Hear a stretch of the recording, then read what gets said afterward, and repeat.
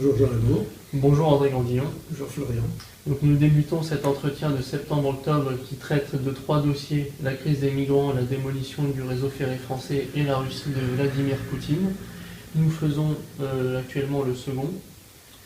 Je rappelle d'abord que c'est l'actualité pour tout militant nationaliste, en compagnie du rédacteur en chef de la revue Militant, où nous traitons de sujets d'économie, de finances, de société, d'éléments doctrinaux, d'actualité nationale, internationale, d'histoire, etc. Donc la démolition du réseau ferré français, second sujet, dont on donne une vision précise et concise à travers ce dossier et ces 5 questions dont je laisse la première à Jean Lamour. Alors, quelle est l'actualité dont fait l'objet des chemins de fer actuels? L'actualité des chemins de fer aujourd'hui, c'est encore le projet de supprimer 7500 km de ligne d'un réseau qui n'en finit pas d'être diminué.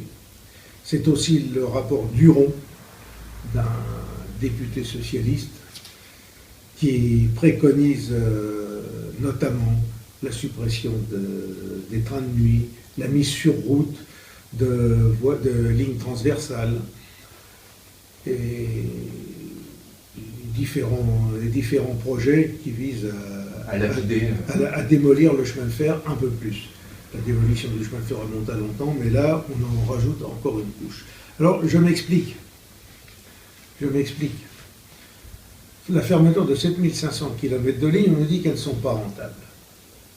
Elles ne sont pas rentables effectivement, pour que des lignes soient rentables, il faut déjà qu'il y ait des trains qui circulent de manière suffisamment dense et sur des lignes qui sont en état suffisant pour permettre une circulation assez rapide et en même temps des horaires qui conviennent aux voyageurs. Lorsque l'on regarde nombre de lignes, il y a le manque d'entretien. Parce que je disais tout à l'heure qu'on trouve de l'argent quand on en a besoin, notamment pour l'immigration, qu'on n'en trouve pas quand ça n'intéresse pas, c'est bien le cas des chemins de fer. Vous avez de plus en plus de lignes dont la vitesse est réduite par manque d'entretien. Comment voulez-vous avoir des lignes qui soient attractives pour le public lorsque la vitesse passe régulièrement de 90 à 70, à 50, voire même sur certaines sections à 10 à l'heure? Je parle de la ligne des Cévennes, la ligne des Cévennes, qui d'ailleurs est fermée en ce moment. Il y a eu un éboulement au printemps, on n'a pas encore trouvé le moyen de rétablir la ligne.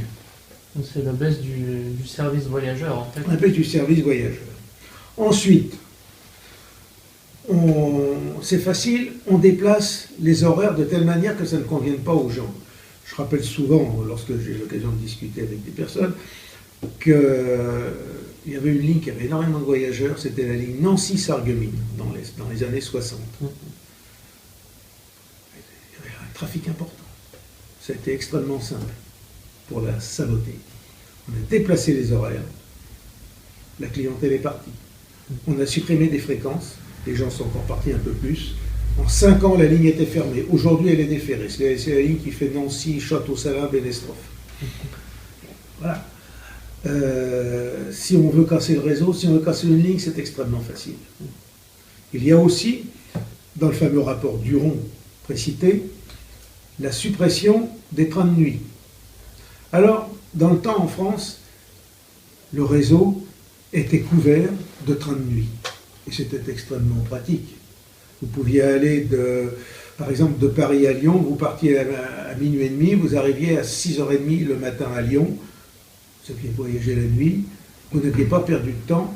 Depuis que le TGV a été instauré, on a supprimé les trains de nuit sur ce genre de liaison, comme sur Paris-Marseille d'ailleurs, au motif que les TGV vont suffisamment vite pour permettre aux gens d'arriver dans la journée. Ou la nuit, la sécurité ne peut pas être... Alors, ça c'est encore autre chose.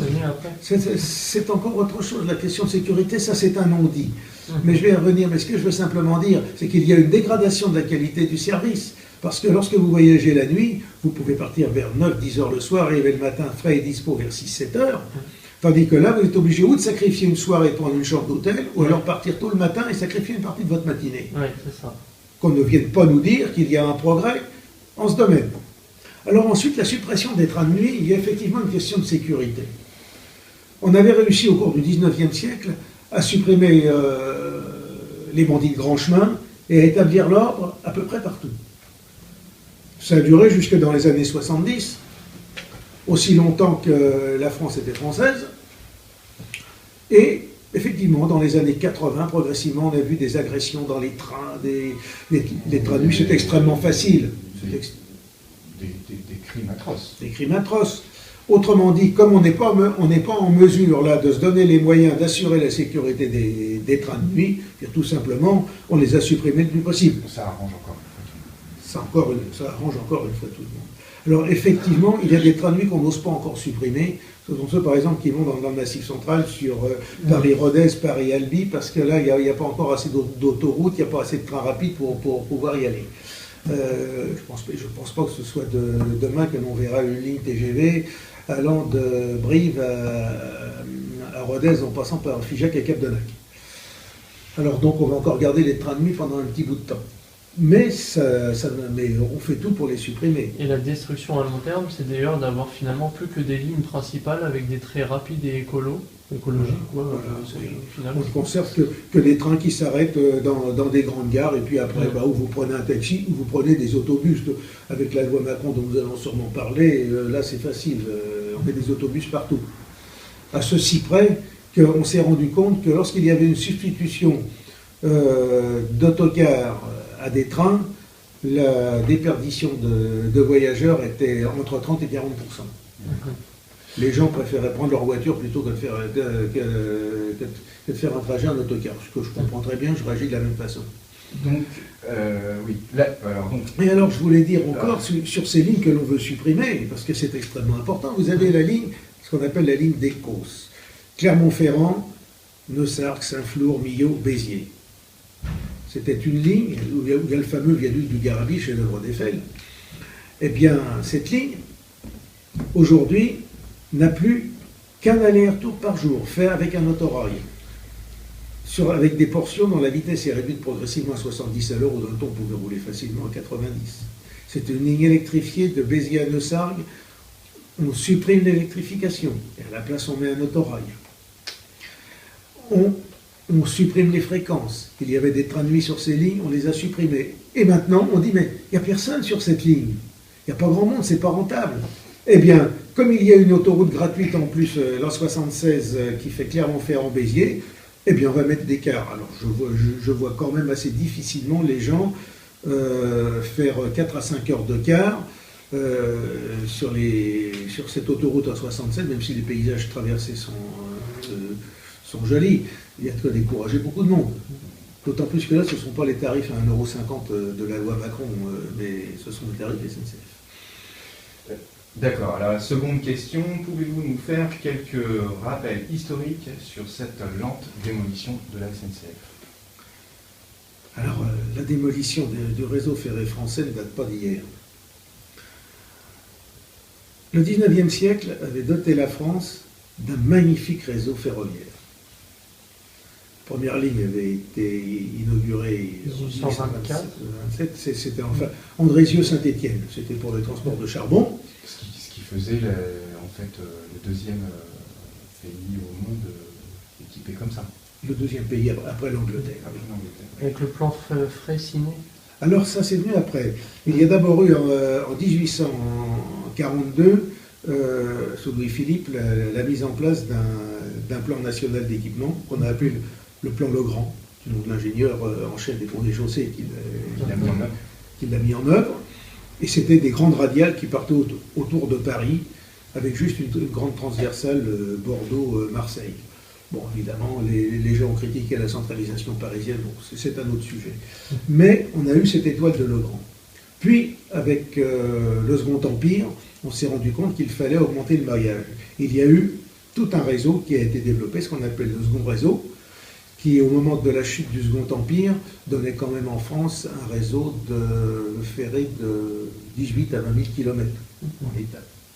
Puis ensuite, on s'est rendu compte qu'il fallait équiper l'ensemble du pays d'une manière, parce qu'en plus, il n'y avait pas de transport routier à l'époque, seul le chemin de fer permettait de désenclaver la France, et il y a eu ce qu'on a appelé le plan Freycinet, du nom du ministre qui l'a mis en place, Charles de Freycinet, qui a décidé de relier au minimum chaque chef-lieu d'arrondissement d'une voie ferrée. C'est ce qu'on appelle le troisième réseau. Et je dois noter que ce plan Freycinet ne concernait pas que le chemin de fer, concernait aussi les canaux. Ça, c'est en 1937.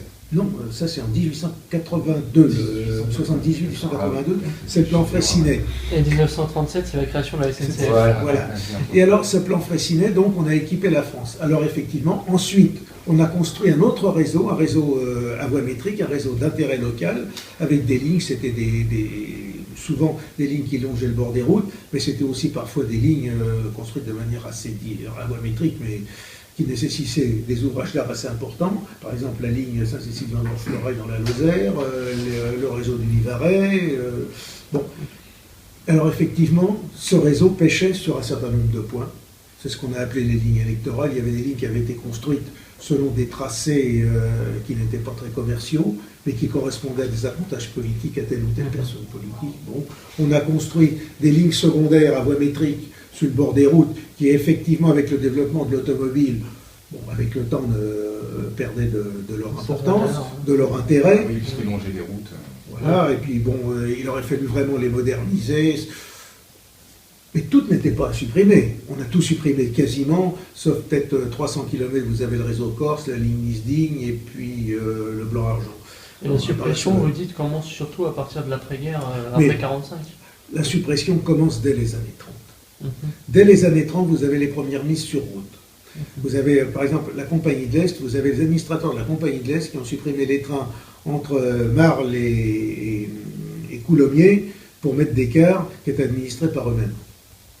Ça a commencé comme ça. Alors, on a commencé à fermer quelques lignes, effectivement, qui n'avaient pas beaucoup de voyageurs. Ça peut très bien se comprendre. Progressivement, on a fermé le réseau. Mais seulement, il y avait les compagnies de cars qui se mettaient en place. Et effectivement, il y avait une concurrence entre les chemins de fer et les cars. Qui est déloyale, quelque part.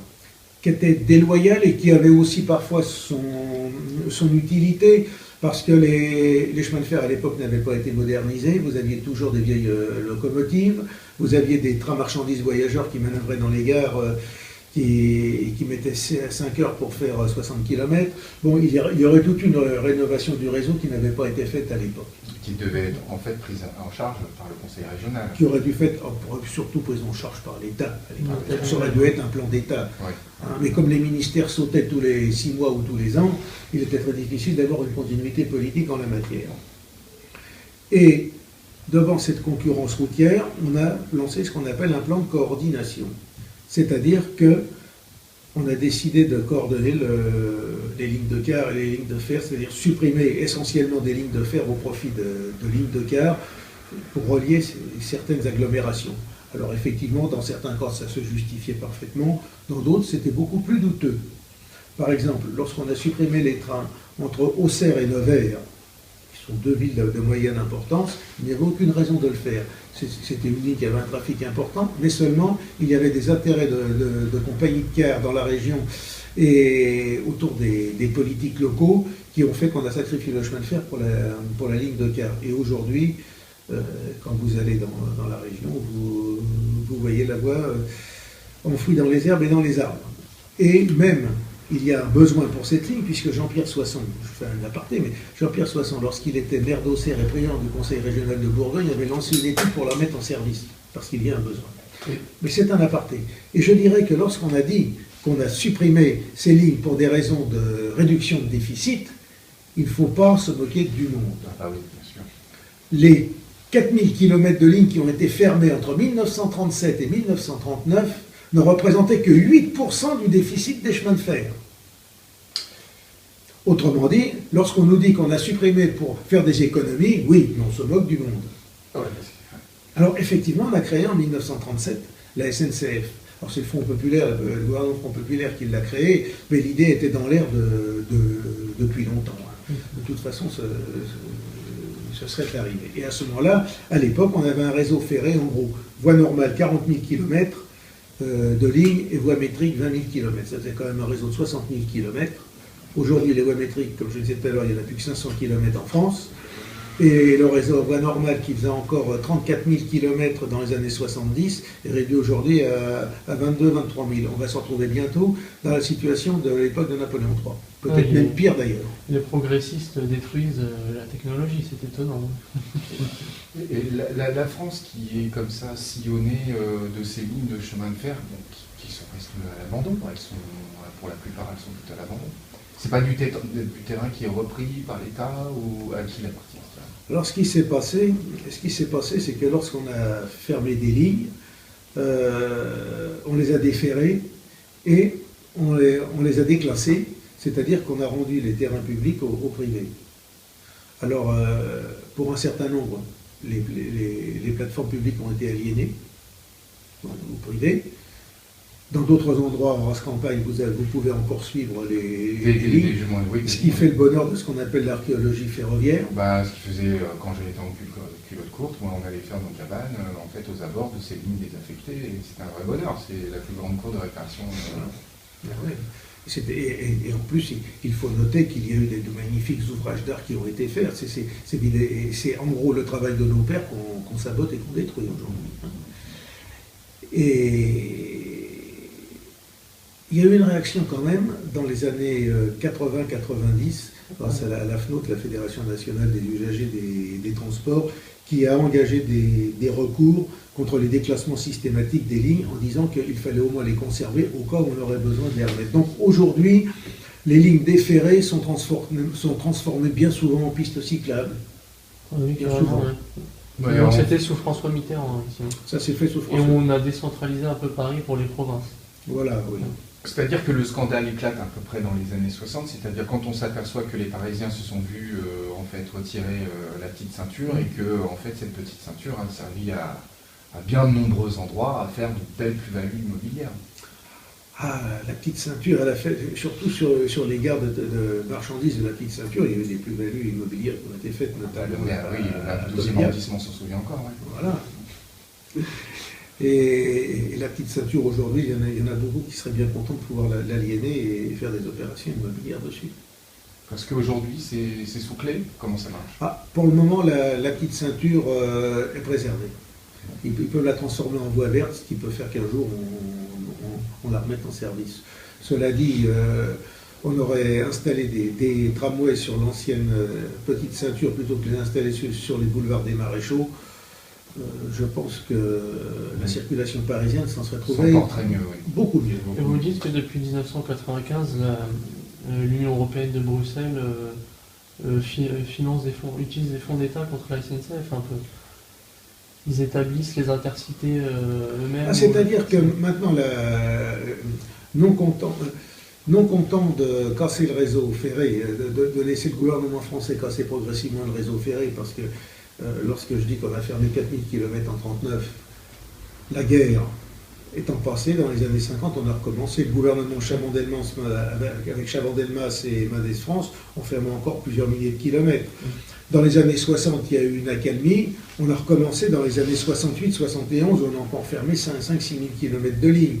Il y a eu une accalmie encore après.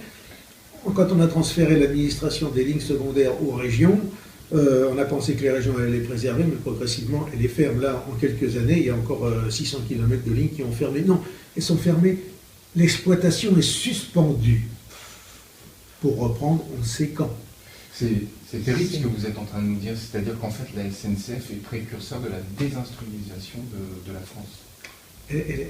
C'est une désindustrialisation, c'est un déséquipement du territoire français, c'est un déménagement du territoire. Lorsqu'on nous parle de l'aménagement du territoire, là on est en train de déménager.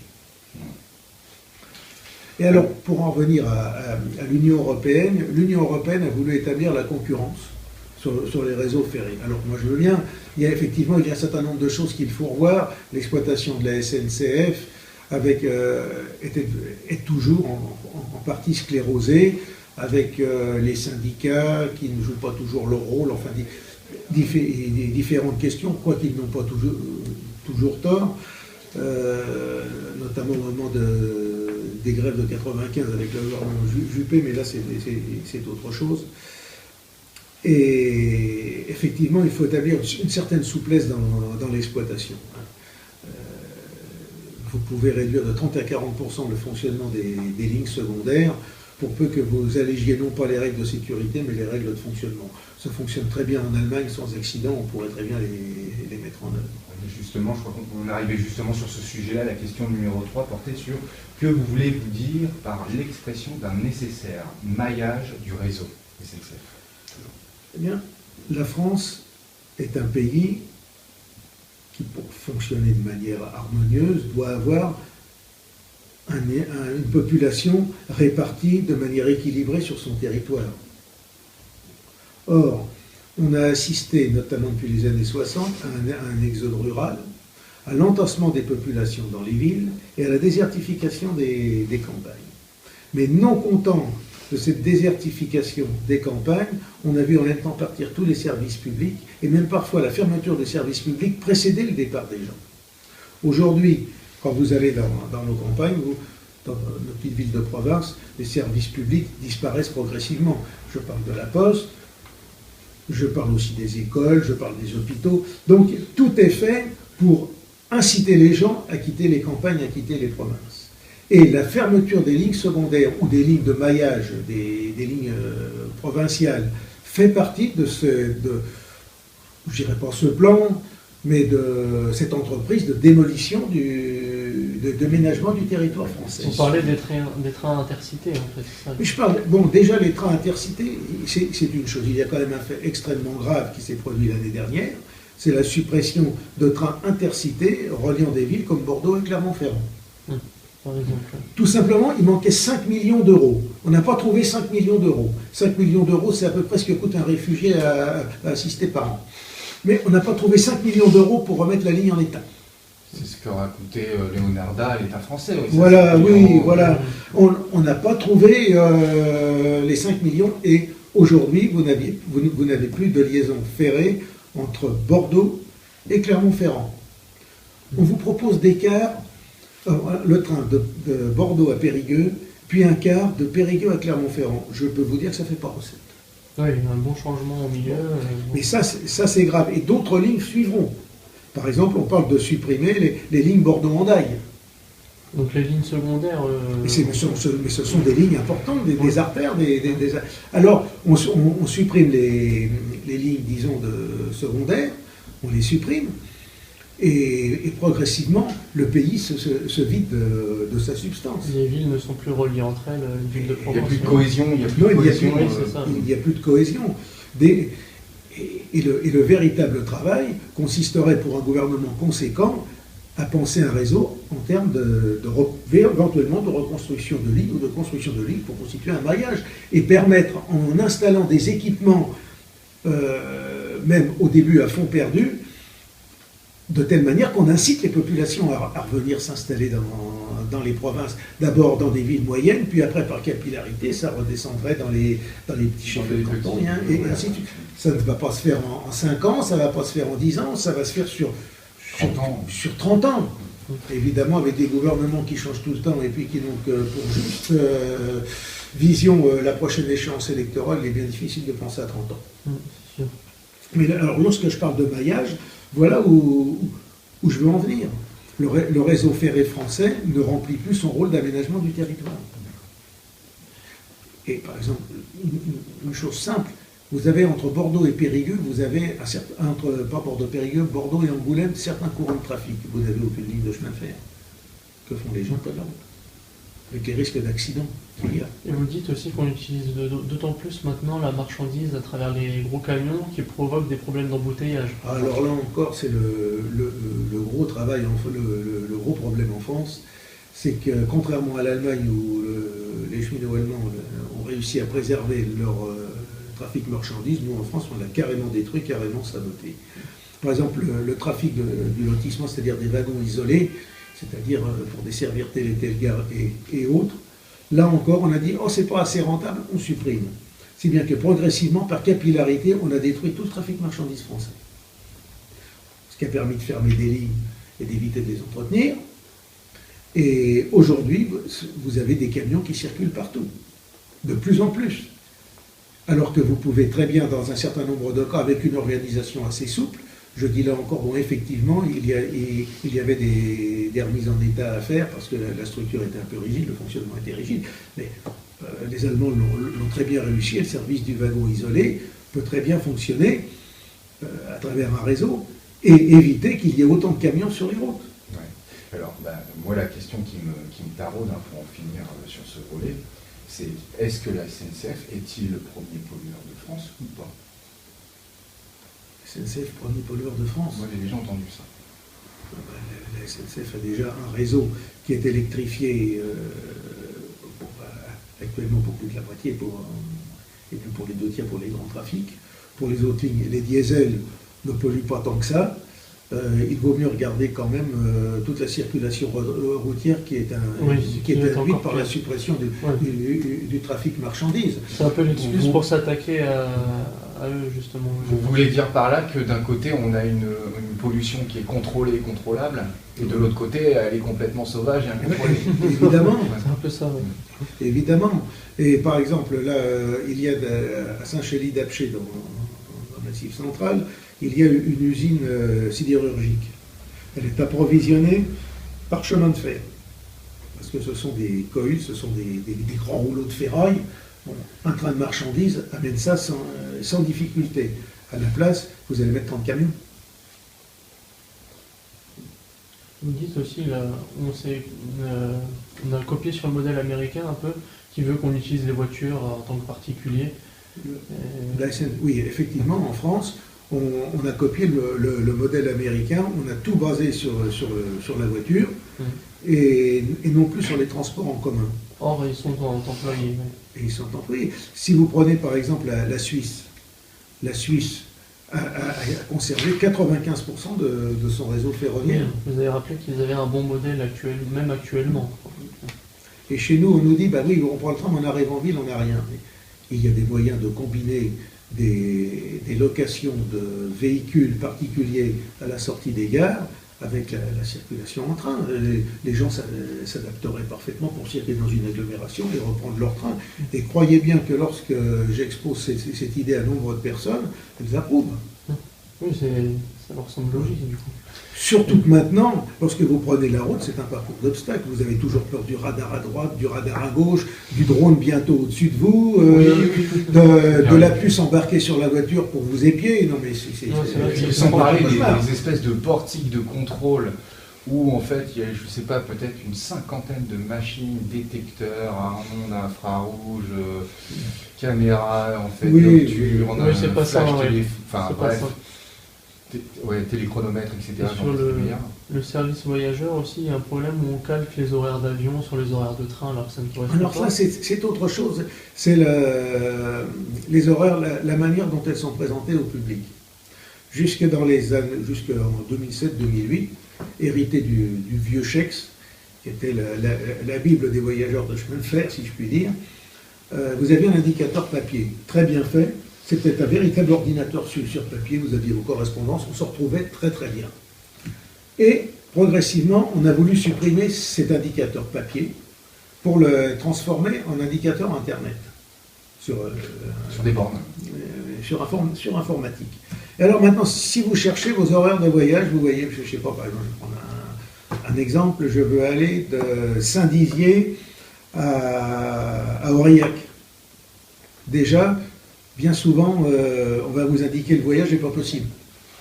C'est ça, vous allez tomber sur, vous savez, ce célèbre sketch des Chevaliers, Las Palais, avec cet agent de gare qui était obnubilé par son tampon et qui donnait des horaires. Un petit peu n'importe quoi. Impossible. Voilà, donc déjà, vous n'avez pas de visibilité des horaires. Ensuite, les tarifs aussi, les tarifs changeants. Alors là, les tarifs changeants, n'en parlons plus. Alors ça, c'est encore autre chose. Mais vous n'avez aucune visibilité pour vos horaires. Vous êtes incapable vous-même de combiner vos horaires parce que vous voulez aller, par exemple, de Paris à tel endroit ou de fouiller les coucous à Trucmuche sur Perpète, par Ganimont les bascules. Eh bien, vous ne pouvez plus tracer l'itinéraire. On va vous dire... Voilà les horaires, voilà les horaires, voilà les horaires. Vous ne savez pas par où vous passez, vous ne savez rien. Ça ne correspond à rien. Ça ne correspond à rien. On n'a aucune visibilité. C'est un ordinateur qui décide. C'est un ordinateur qui décide et qui vous indique parfois, même très souvent, les tarifs les plus chers et non pas les plus commodes. Ouais. Parce que quand vous connaissez assez bien le réseau ferré, vous savez que vous pouvez passer par tel ou tel endroit, que c'est plus facile. Maintenant, vous n'avez plus de visibilité. Vous ne savez plus comment faire. Vous êtes prisonnier et rendu aveugle par cette entrée, gare de départ, gare d'arrivée. C'est sur les horaires d'avion. Ça fonctionne comme ça. Alors, c'est très bien pour aller d'un aéroport à un autre, même si on vous marque avec changement à tel endroit, comme on peut changer dans un aéroport pour aller dans un autre endroit, mais ça ne correspond pas au chemin de fer. Alors maintenant, parlons des tarifs. Alors là, les tarifs, c'est la jungle. Bah oui. Auparavant, vous aviez justement en tête de ce fameux chèque, vous aviez tarif au kilomètre première classe, tarif au kilomètre deuxième classe, plus la taxe de départ vous-même, Oui. avec votre certificat d'études, vous pouviez faire vos calculs sans difficulté. Vous me direz aujourd'hui, les gens ne savent plus calculer, ils n'ont plus le certificat d'études. Mais bon, peu importe. Mais aujourd'hui, vous avez des logiciels avec leurs algorithmes qui vous calculent des tarifs. Vous n'en savez rien. Dernièrement, pour un voyage Paris-Toulouse, la veille du jour au lendemain, ça arrive parfois, on est obligé, pour 2 personnes, 170 €. Ouais. Dans la demi-heure qui suit, il y avait une publicité qui proposait un week-end en couple à Toulouse, aller 32 €. Vous allez comprendre. C'est incroyable. Non. Oui, ça c'est. Alors, Il n'y a aucune visibilité, on ne sait pas où on en est. Les gens s'en plaignent, mais ce n'est pas pour autant que les choses changent. Alors, je vais demander à l'ami Jean de nous lancer sur la 4e question que vous avez survolée d'ailleurs. Alors oui, que doit-on faire pour que le transport public et le peuplement du territoire soient logiques? Logique avec le chemin de fer. Avec le chemin de fer, il faut, je l'ai dit, donc reconstituer un réseau qui relie les villes entre elles, avec des fréquences de train suffisamment importantes pour attirer les gens, avec des vitesses suffisamment rapides pour que les gens soient intéressés à prendre le train et non pas l'automobile, et puis en même temps avec des moyens de correspondance individuelle ou publique dans les villes pour aller d'un endroit à un autre ou dans leur périphérie. C'est une première chose. Alors on va nous dire, c'est la question du financement. Il y a, évidemment, lorsqu'un État a perdu sa souveraineté monétaire et financière, il est incapable de mettre en place un plan financier d'équipement du territoire. On va nous dire, mais ce n'est pas rentable. Mais aujourd'hui, on ne voit que la rentabilité à court terme et la rentabilité qui se mesure en termes d'argent. Et ça, c'est toute la mesure de la richesse économique en termes d'argent. Bon, c'est l'histoire du PIB. Par exemple, va y avoir un ouragan qui va casser toutes les toitures d'une ville ou toutes les maisons d'une ville. Rien que le fait de la reconstruire, ça va être comptabilisé comme une création de richesse. Ce qui montre l'inanité de ce genre de comptabilité. Donc, autrement dit, il faut penser la reconstruction du réseau ferré, comme la construction d'hôpitaux, d'écoles et d'aménagements, sur le long terme, avec une rentabilité qui ne sera pas immédiatement financière, mais qui sera une rentabilité globale pour l'intérêt national, pour la qualité de vie du peuple et pour le maillage du territoire. Parce qu'il ne faut pas oublier une chose, c'est que si le territoire français se vide, la nature ayant horreur du vide, si les Français ne l'occupent pas, d'autres personnes viendront de l'occuper. Ça commence d'ailleurs déjà. Ouais. Et on peut faire confiance à nos gouvernants pour faire accélérer les choses. Pour faire accélérer les choses. On voit Comme que nous ces avons parlé sujets tout à l'heure. sont un peu liés entre eux. Tous ces sujets sont liés. Et donc, pour que ce soit logique, il faut donc repeupler les provinces ou les campagnes, c'est-à-dire quitter les villes qui deviennent de fait invivables. Et en incitant les gens à venir, parce que vous aurez déjà des équipements préalables. Voilà. Je peux même faire une incidente ici sur les canaux. On dit un canal n'atteint sa rentabilité qu'au bout d'un siècle. Mais ils n'ont pas tenu. Moi, je ne connais pas un canal qui a combien de siècles. Mais les canaux, si, tous nos canaux ont été construits et effectivement, ils ont une rentabilité humaine, une rentabilité, disons, politique pour l'ensemble du pays. Le canal du Midi, il n'a plus que pour vocation, en fait, du transport touristique, mais parce qu'il n'a pas été mis à un gabarit suffisamment important pour le transport. Un tirage suffisant. C'est vrai que dans les campagnes, du coup, il faut aussi des écoles, des hôpitaux pour attirer les gens. Oui, c'est-à-dire qu'il y a un réaménagement total du territoire, mais c'est un équilibre. Mais c'est une politique qui se pense à long terme, sur 15 ans, 20 ans. Oui, c'est d'ailleurs la 5e question, d'ailleurs. Donc... La cinquième question. Donc, oui, du coup, le problème migratoire d'un côté et politique nataliste de l'autre, en même temps que l'aménagement du territoire. Oui. Oui. C'est-à-dire qu'il faut qu'il y ait des Français. Il faut que ce soit des Français. Il faut qu'on ait un État national, un État nationaliste, un État qui pense la politique en fonction des intérêts de la France. C'est exactement, en fait, si vous voulez, l'objet de la cinquième question. Que proposez-vous faire d'autre pour repenser notre organisation ferroviaire? Notre organisation ferroviaire, c'est justement retrouver notre souveraineté financière et monétaire et pouvoir affecter les moyens financiers qui permettront de redessiner éventuellement le réseau, de l'équiper et de construire les matériels, de construire tous les équipements qui permettront de créer à même les rentabilités futures du développement économique national. Mais ça, il faut après que nous retrouvions notre souveraineté. Sortir du marché mondial Voilà. sans frontières. Et en France, on dispose de la main-d'œuvre, on dispose du savoir-faire, on dispose des engins mécaniques pour faire les travaux.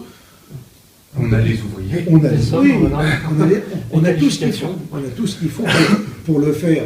Et lorsque l'on voit aujourd'hui que l'immigration nous coûte au bas mot 80 milliards d'euros par an, eh bien l'équipement du réseau ferroviaire nous coûterait peut-être cela, mais sur 10, 15 ou 20 ans, alors que là c'est 80 milliards d'euros par an. Et puis on ne fait rien pour le rendre populaire et puis bien en vue ce train, puisque les 2 dernières fois où on entend parler du train, c'est un flic qui se fait voler son arme sur place et qui se fait tirer dessus. L'affaire du Thalys où en fait ça fait de la mauvaise pub pour un vagabond trouve une Kalachnikov dans un parc public. Alors, qu'il la ramène dans les toilettes. On n'a jamais réussi à savoir s'il avait trouvé les munitions avec ou sans. Et alors donc il arrive à rentrer dans un TGV, pas de problème. Et puis il peut menacer comme ça les gens. Est-ce que non. Évidemment, ça prête à sourire, mais est-ce que vous ne pensez pas que ça serait un petit peu en fait, histoire de nourrir continuellement un feu, le feu en fait qui est en train de brûler tout doucement la SNCF? Tout ça, je ne pense peut-être pas vraiment, mais tout ça fait partie du sensationnel, et ça fait surtout partie du fait que l'on va encore accentuer les mesures de, entre guillemets, sécurité. Bientôt, quand vous allez monter dans un train, on va vous passer à la poêle à frire comme quand vous montez dans un avion. Oui, c'est ça, oui, le détecteur de métaux. Le détecteur de métaux. Avec les clés interdites. Oui. Alors, effectivement, ça peut être aussi un moyen de décourager les gens de prendre le train. Vous voyez, le train, vous n'avez pas de sécurité dans le train. C'était l'argument dont on parlait. Les 2 derniers pour... À quoi je répondrais? Quand vous prenez votre voiture en pleine nuit, vous pouvez vous faire arrêter par des bandits de tranchemin. Même sur l'autoroute, les camionneurs qui se font détrousser, c'est quelque chose qui n'est pas rare. Par contre, l'avion, lui, est un moyen de transport très sûr, puisqu'on a enfin neutralisé Ben Laden. Par conséquent, on ne risque plus de... Tout va bien, oui. On ne risque plus de... Voilà. On n'a plus de risque. Et donc oui, vous dites, vous parlez d'une direction nationale pour établir tout ça avec une vision à long terme, comme vous l'avez déjà dit, et de lier par exemple les voyageurs avec les marchandises, le juridique avec le comptable, etc. Mais c'est tout un système de réorganisation qui doit se faire sur des bases autres que le simple système de rentabilité à court terme dont on dispose actuellement. Bon, ce sont des mesures assez techniques, si l'on peut dire, mais ce que je veux dire, c'est que l'on peut mettre en place un système parfaitement viable, qui coûte relativement peu cher à la collectivité et qui bénéficie à tout le monde. Mais pour peu, on s'en donne les moyens. Et aujourd'hui, on est en train de casser notre outil ferroviaire, on est en train de détruire une richesse incomparable qui était ce réseau ferroviaire qui couvrait l'ensemble du territoire français. D'ailleurs, il y a un plan, qui est le plan Guillaume, qui date de 1974, du nom du directeur d'Elf Aquitaine qui l'avait commis. On voyait la France, il restait 9 à 10 000 km de ligne en France. C'était le réseau Legrand de Louis-Philippe. Oui. Et encore. Oui, je pense que progressivement, nos technocrates, nos cerveaux haineux du ministère des Finances et de l'Inspection des Finances ont toujours cette idée-là en tête. C'est étonnant d'entendre que la SNCF manque de conducteurs quand on est en train de leur détruire leur ligne, quoi. Alors là, ce sont des problèmes De recrutement. Moins de recrutement sur l'autre. d'organisation interne, De formation. de Oui, formation. c'est plutôt lié à ça à ce moment-là. Mais il faut dire aussi qu'à la SNCF, alors il y a la question des syndicats qui bloquent tout. Mhm. Alors sur le fond, ils n'ont pas toujours tort, parce que quand vous voyez la réaction de certains chefs et puis le mépris dont souvent les dirigeants traitent le personnel, on peut très bien comprendre les réactions de syndicats comme Sud et autres. On se rappelle de l'affaire Pour Air France. Pour Air France, ouais. Et pour Air France, les gens l'ont dit eux-mêmes. Quand on a vu ces gens-là avec le mépris et l'air narquois, Dire qu'ils allaient faire 2900 suppressions oui. d'emplois. et ils nous regardaient avec un air narquois, bon, Ah oui, évidemment. Oui, on ne pouvait pas réagir autrement, et je comprends très bien. Je comprends très bien. Vous pensez que ça arrivera à la SNCF, ça, un jour? Pourquoi pas? Pourquoi pas, d'autant plus que l'actuel PDG de la SNCF, lorsqu'on lui a dit que, parce que la SNCF utilise la fameuse loi Macron pour mettre des cars, pour concurrencer ses propres lignes, il dit, mais moi ce qui m'intéresse c'est le groupe SNCF, donc il ne sait même pas l'esprit cheminot. L'essentiel c'est que on fasse de l'argent, que ce soit avec des bus, avec des cars. Bientôt la SNCF affrétera des avions ou alors des péniches, hein, pourquoi pas. Moi, je parie à la baisse. Et je pense que la SNCF va entamer une série de mises à la porte, tout bêtement, de ses employés avant 2 ans. On va annoncer ça très certainement un plan de restructuration sociale d'ici 2 ans. On ne les licenciera pas, mais bon, on ne les remplacera pas non plus. Parce que licencier à la SNCF, alors il faudrait vraiment que le monde ait changé. Je vois mal une vague de licenciements. On n'a jamais licencié les cheminots, sauf en 1911, à la suite des grèves de 1911 ou de 1919. Mais là, c'était des mesures de rétorsion. Là, je vois mal des licenciements, mais par contre, des incitations à partir, des mises à la retraite, des non-remplacements, ça oui, c'est... Ouais, le dysfonctionnement à ce niveau-là. Vous pensez que la SNCF bénéficie aujourd'hui, parce que c'est un service public, bénéficie des mêmes méthodes que France Télécom pour mettre les gens à la porte et utilise des méthodes très corporate, très musclées pour faire comprendre aux gens de partir? Alors là, je ne peux pas vous répondre, je ne suis pas... Non, il y aura peut-être plus d'affaires. Il faudrait demander aux cheminots eux-mêmes comment ça se passe. J'espère qu'il y en a qui nous écoutent et qui pourront éclairer nos... Oui, qui pourront éclairer notre lanterne. Oui, Oui, bah, c'est un sujet d'ailleurs que l'on fait aussi pour eux. Hein. Oui, On oui. fait aussi pour eux. Oui, parce que et aussi, justement, parce que l'esprit cheminot, tout a été fait pour le casser. Tout a été fait pour casser l'esprit cheminot, parce qu'il y avait un esprit de corps, les gens s'engageaient dans le chemin de fer, les gens travaillaient pour le chemin de fer, même les basses échelles, dans le temps, les ouvriers pouvaient être communistes, râler, tout ce que l'on voulait contre le système, et quand on leur disait d'y aller, ils y allaient, ils consacraient leur vie au chemin de fer. De nombreuses familles françaises, voilà. des petits-enfants. Voilà. Et aujourd'hui, on a cassé. On a cassé l'esprit cheminot et on veut le casser. D'ailleurs, une personne qui s'occupe du musée de chemin de fer de Longueville me disait qu'à la SNCF, il voit très mal ce genre de musée parce que ça fait perpétuer l'esprit cheminot. Ah oui, d'accord. C'est comme l'esprit paysan aussi. On parle d'agriculteurs maintenant à la place. Et tout. Oui, on parle plus de paysans, on parle plus d'exploitants agricoles, on parle d'agriculteurs. Même cheminot, ça n'existe plus vraiment ce terme, je crois, dans le monde professionnel. Machiniste beaucoup pour un... Oui, conducteur de train, machiniste. Oui, mais la question du vocabulaire est fondamentale. Alors, oui. La question du vocabulaire est fondamentale. Et là, les gauchistes, justement, sont très forts dans le domaine où le balayeur devient un technicien de surface, n'est-ce pas? On l'avait vu, oui, aussi dans notre dernière vidéo. En fait, un immigré devient un réfugié devient en fait autre chose. Et puis après, il devient un migrant. Il n'est jamais un envahisseur, oui. Il n'est jamais un envahisseur. Non, mais là, c'était Alphonse Daudet qui disait dans les contes des lundis, un peuple peut être réduit en esclavage, mais s'il arrive à conserver sa langue, il pourra toujours se délivrer. Alors donc, cassons la langue d'un peuple. Tout à fait. Oui. Alors un dernier point que j'avais souligné après la liaison voyeurs-marchandises, le transport des véhicules aussi, vous avez dit par les trains, je crois. Le transport des véhicules, c'est aussi possible. Vous avez les systèmes Novatrans et autres qui permettent de transporter sur chemin de fer sous des wagons surbaissés des containers. D'accord. Bon, ça existe, mais on le développe assez peu. Oui. D'accord. Et alors, moi, il y avait une petite question qui me taraudait. C'était comment expliquez-vous que sur les lignes qui sont très très fréquentées, c'est une ébauche de dépenses et de renouvellement de matériel sans ne plus compter. C'est-à-dire que quand on rentre, ça m'est arrivé de faire un voyage vers l'ouest de Paris, on arrive dans un TER, je veux dire, il n'y a pas moins de 8 moniteurs en fait dans un seul wagon. 8 moniteurs pour 35-40 personnes. En sachant que ces moniteurs ils sont off, c'est-à-dire qu'il n'y a pas de son qui est délivré de ces appareils de télévision, donc il n'y a pas de message à transmettre, il n'y a que des panneaux publicitaires. Oui, oui. Enfin, et puis tous ces trains sont flambant neufs. Bah,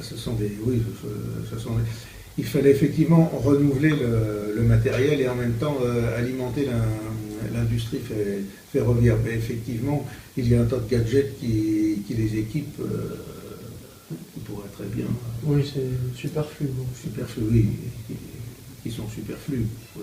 Donc quelque part, c'est bon de rappeler que la SNCF joue un peu un double jeu, qui d'un côté va vous dire en fait dans des gares flambant neuves, en fait avec des trains rutilants, regardez, on améliore vos conditions de transport, on améliore les conditions de sécurité, etc. Et puis bon, à 70 km de là, il y a une machine en train de pourrir sur un quai, et en fait on est en train de virer le cheminot qui pourrait pousser le train. C'est-à-dire que oui, un peu plus loin, on n'entretient pas la voie, on met de mauvaises horaires. Il y a plus de restauration aussi, des fois, disons que des fois il y en a, des fois il n'y en a pas. Alors c'est encore les questions de la restauration, mais vous savez, il fut un temps, il y avait la compagnie des wagons-lits qui vous servaient des repas somptueux. Ah oui, carrément. Ah oui. Non. Ah oui, parce que là on est un peu étonné. Ah, la compagnie des wagons-lits, oui. Vous aviez le wagon-restaurant dans nombre de trains. Ah oui. C'était un service d'Orient Express. En Europe, on peut en trouver un petit peu. Il y avait un train d'ailleurs comme ça qui partait de Paris pour aller rejoindre les côtes presque à la limite des côtes anglaises, puisque se retrouver face à Calais, au nord, etc. Ah oui, la Flèche d'Or. C'est ce fameux train, c'est pas la Flèche d'Argent. Il y a la Flèche d'Argent, la Flèche d'Or. Il y avait aussi le train, les trains de transatlantique qui allaient à Cherbourg. Vous aviez le Mistral, vous aviez le Capitole, Paris-Toulouse. Vous aviez véritablement des repas de qualité qui vous étaient servis. Alors que maintenant, c'est les paquets de chips et les canettes. Donc effectivement, lorsque vous voyez ce genre de restauration qui vous est servi, vous n'avez pas tellement envie d'y aller, donc là encore les gens s'en vont, ou alors c'est hors de prix. Oui, et puis surtout, le bébé a été revendu en fait à des sociétés privées qui gèrent ça au plus chichement. Voilà. Et bon, alors ils prennent là où ils peuvent prendre, hein. C'est-à-dire qu'en fait ils prennent des employés qui viennent d'arriver depuis 15 jours en France, là, tout frais d'Afrique. Un peu comme les réservistes. Ils vendent des marchandises, des plus douteuses, des bonbons qui nous viennent de l'autre côté de la communauté européenne, etc., qui sont fabriqués on ne sait pas avec quoi. Oui, là encore, ça va avec le reste, hein, je pourrais dire. Oui, tout est détruit dans chaque domaine. L'école aussi, on en parlera dans le mois prochain.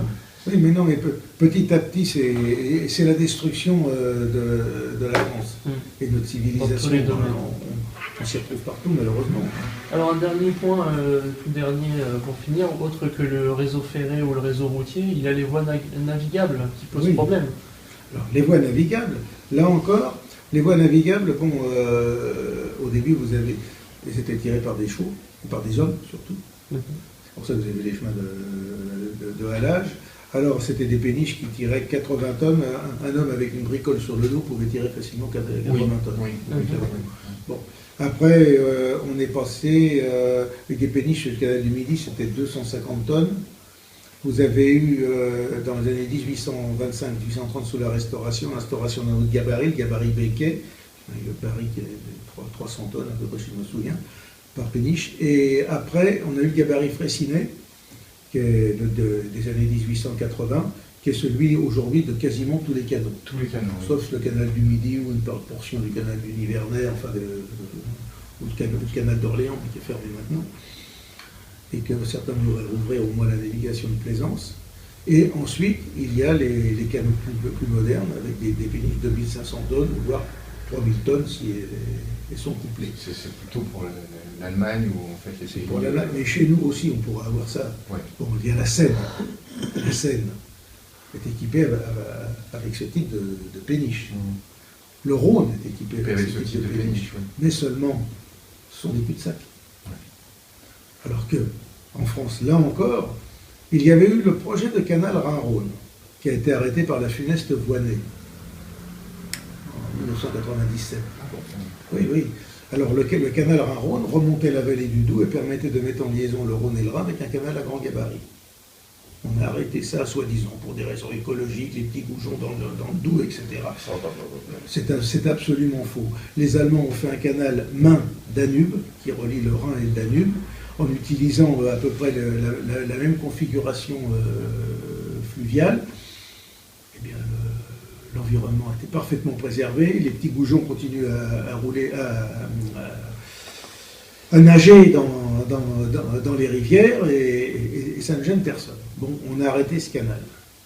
Aujourd'hui, les grosses péniches qui partent de Marseille sont arrêtées au nord de Chalon-sur-Saône, à Verdun-sur-le-Doubs. C'est un cul-de-sac. Comment voulez-vous dynamiser une région pareille? Alors, le plan qu'il y aurait à faire, c'est remonter un canal Rhin-Rhône, mais qui cette fois-ci pourrait traverser le plateau de Langres, toutes ces régions, et rejoindre la Moselle, qui elle est à grand gabarit et rejoint le Rhin. Ça permettra un débouché avec l'Allemagne et le réseau Rhin-Danube. De l'autre côté, la Seine, actuellement, il y a le canal Seine-Nord qui est en préparation. Ça fait 25 ans qu'on en parle. Il n'est toujours pas fait, soit on n'a pas d'argent, soit que ceci, soit que cela, tous les prétextes sont bons pour ne rien faire. Mais si ce canal doit être fait, un véritable État nationaliste penserait à faire aussi un réseau à grand gabarit qui permettrait de relier la Seine au Rhin avec interconnexion avec ce canal Rhin-Rhône dans la région de Nancy. Ah oui, par exemple. Mais oui, mais ce sont des choses tout à fait envisageables, tout à fait réalisables. D'autant plus que vous avez des régions comme le canal de la Haute-Saône qui n'a jamais été terminé, qui empruntent des vallées qui ne nécessitent pas beaucoup d'écluses. Non, bon, il y a plein de choses à faire. Qui relient des villes françaises qui relient des villes, et qui permettent de créer des débouchés et de dynamiser économiquement, industriellement des régions. Là, on a des cul-de-sac. Et il n'est pas étonnant que progressivement le trafic fluvial en France diminue. Il y a beaucoup de choses à faire. Mais quand on a un État qui s'occupe des immigrés, un État qui est au service de l'étranger, qui est sous la coupe de l'étranger, de la finance étrangère, on ne peut rien attendre de bon pour l'intérêt national. Nous terminerons sur ces belles paroles, si j'ose dire. Et donc en rappelant que dans le prochain entretien, pour le mois de novembre, nous traiterons de sujets tels que l'agriculture, l'école et l'emploi. Et un rappel, oui, Jean, pour les... Un rappel également, et encore une fois, la sortie de la revue Militant du mois de septembre, donc numéro 674, et celle du numéro 675 en toute logique. Qui est à venir. Qui sortira le 25 octobre. D'accord. Bon, merci, André Grandiron. Merci, André Grandiron. Florian. Et à la prochaine. À la prochaine.